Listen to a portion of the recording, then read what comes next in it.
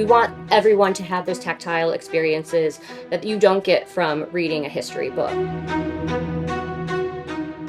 Here you'll hear the cannon, you'll feel the booms from the bleachers, and smell the smoke from the forge. We reenact the attack on Fort King, the December 28, 1835 battle that started the Seminole War. This is kind of a little-known battle that took place here in April of 1840. And it actually came very, very close to wiping out the fort's garrison. It's very important to tell this story about Fort King because it's widely thought that the locus of the war had moved down into South Florida by 1840.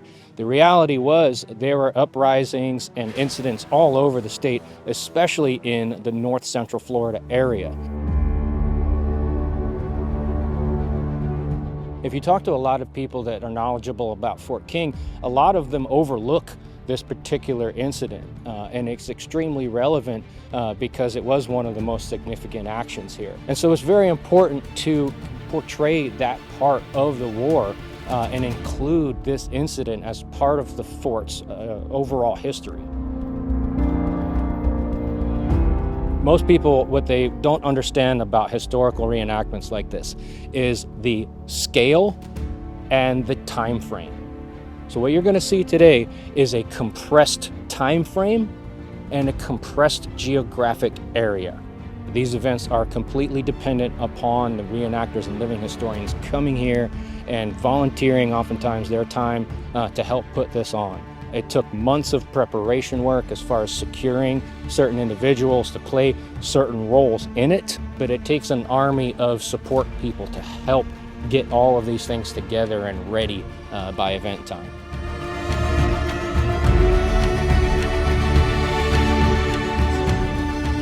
Retired from Florida Civil Service.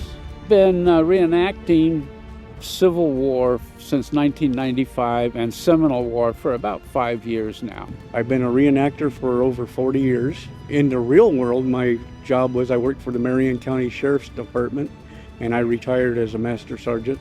I'm still in high school, senior year. I do reenacting for fun. I've been doing it since I was 12 or 13 years old with a good friend, Robert Wilson. Really, there's nowhere I'd rather be than out here.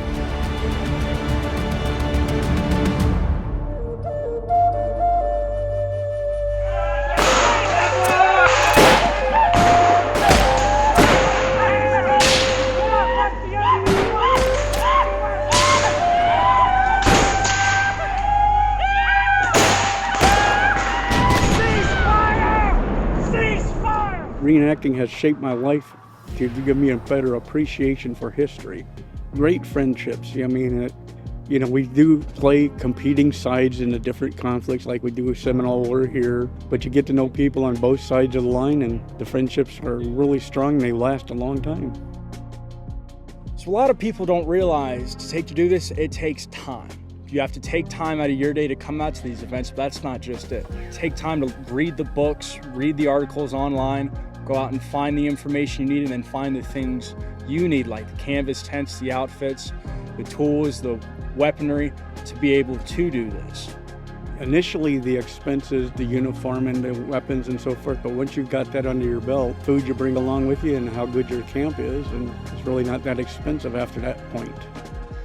You know, one of the main things is I think it's important for people to understand the battles that took place, the struggles and stuff that took place here, to be able to share that story because it's such a huge part of Florida history and also just the history of what shaped America and things that we even see today. So I think it's just really important for people to get an accurate understanding of history and try to see it portrayed in a manner that kind of gets them engaged and wanting them to learn more about history. You know, it's one thing to read a book, but I think it's adds a whole different element when you get to come to the actual site to where some of these events and stuff happen, right? And you get to see people like myself or some of the other reenactors and historians dressed out in period regalia telling the story. And I think that makes a huge impact, especially for the younger kids and younger generations and stuff too, because they can kind of get engaged and ask questions and stuff and really get immersed in what some of these events meant.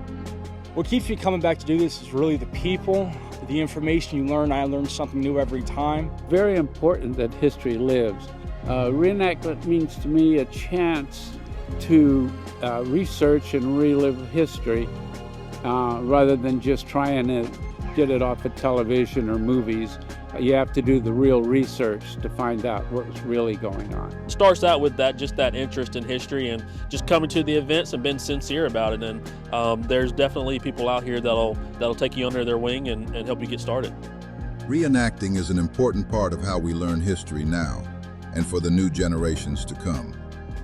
Whether it is through digital storytelling or on-site programs, we hope to encourage folks to go and volunteer at your local preservation society or to go and study to one day come back and interpret the site's cultural and natural history. It will really help keep our mission going and to give people a deeper appreciation of the voices and experiences that have too often been overlooked.